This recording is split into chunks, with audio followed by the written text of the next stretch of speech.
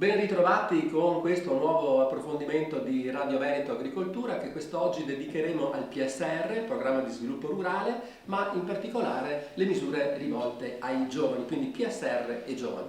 Per parlare di questo abbiamo invitato il dottor Alberto Andriolo della Direzione Agroalimentare della Regione Veneto. Grazie Alberto per essere qui oggi. Grazie a te, buongiorno a tutti. La persona che si occupa in particolare delle misure del PSR rivolte ai giovani. Quindi la prima domanda non può essere che questa, e cioè stiamo andando a conclusione del PSR del periodo 2014-2020, un primo bilancio rapidamente, quale può essere? Possiamo dire che il bilancio è senz'altro positivo. Abbiamo avuto un crescente interesse da parte dei giovani e lo testimoniano anche l'aumento dell'occupazione nel settore, non solo agricolo ma anche agroalimentare, e anche le domande che sono state presentate per l'insediamento di giovani agricoltori e quindi per il subentro a livello aziendale dei giovani conduttori. È quello che va sotto il nome di pacchetto giovani, queste misure, vero? Sì, esattamente. Infatti da alcuni anni nella Regione Veneto non attiviamo il semplice premio per l'insediamento, ma una serie di misure che possono essere correlate a questo, come l'ammodernamento aziendale o le misure per la diversificazione delle attività in agricoltura. Con il pacchetto giovani quindi si dotano le aziende di consistenti risorse per lo sviluppo di progetti di innovazione e di ammodernamento generale delle imprese. Diamo due numeri.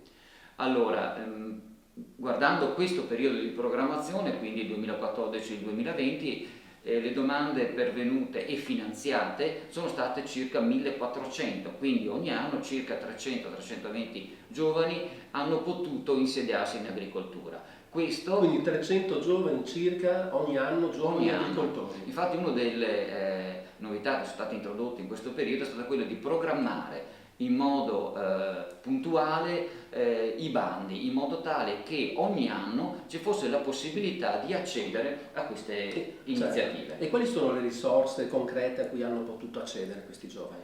Allora, con il pacchetto giovani noi attiviamo il premio per il primo insediamento, che sono 40.000 euro per azienda, e poi il giovane ha la facoltà di attivare la misura 411, quella dell'ammodernamento aziendale, che consente di attivare fino a 600.000 euro di spesa ammissibile con un contributo variabile dal 50 al 60% se in zona montana, oppure le misure di diversificazione che intendono favorire i servizi che l'azienda agricola può offrire ai cittadini, come l'agriturismo, le fattorie didattiche, ma anche le fattorie sociali o la produzione di beni trasformati o di servizi per il territorio. Benissimo. Quali sono poi i settori che stanno interessando maggiormente i giovani, i nuovi agricoltori giovani?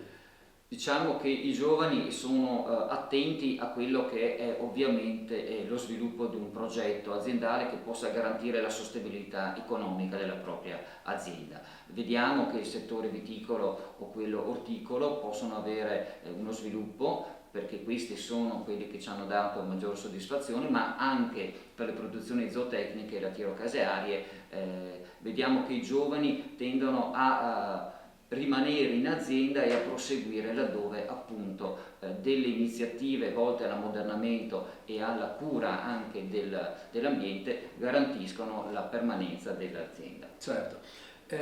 Tutto questo in vista della nuova programmazione 2021-2027. Stavo dicendo, stiamo discutendo la nuova, a livello istituzionale europeo, nazionale e regionale, la nuova programmazione 2021-2027. La Regione Veneto è stata tra le primissime regioni a avviare il dibattito.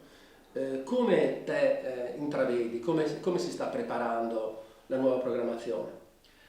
Con la conferenza dell'agricoltura che è stata condotta lo scorso anno, si è conclusa infatti a giugno, abbiamo prodotto un documento che è stato approvato dalle istituzioni regionali per traguardare questo periodo. Sono stati indicati i fabbisogni e individuati i punti di debolezza, di forza, ma anche le opportunità che si aprono con il nuovo periodo di programmazione. I nuovi regolamenti sono ancora in fase di definizione, è stato un percorso piuttosto lungo che si presume andrà a conclusione quest'anno, però ci stiamo preparando insieme anche alle altre regioni e agli uffici ministeriali a cogliere queste opportunità che partono comunque da una tradizione a livello regionale di quelle che sono le necessità e i fabbisogni che devono essere soddisfatti per i nostri agricoltori e i nostri allevatori. Certo, aspetti molto importanti che poi andranno a collegarsi alla nuova strategia europea del Green Deal,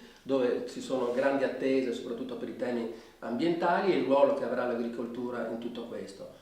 Tenendo sempre conto però che da un'altra parte c'è la riduzione probabile del bilancio, anzi sicura, del bilancio della PAC dei prossimi anni.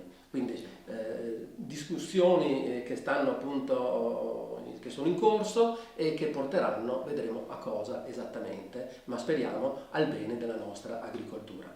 Ringraziamo il dottor Alberto Andriolo della direzione agroalimentare della Regione Veneto per essere stato oggi qui con noi e un arrivederci alla prossima settimana.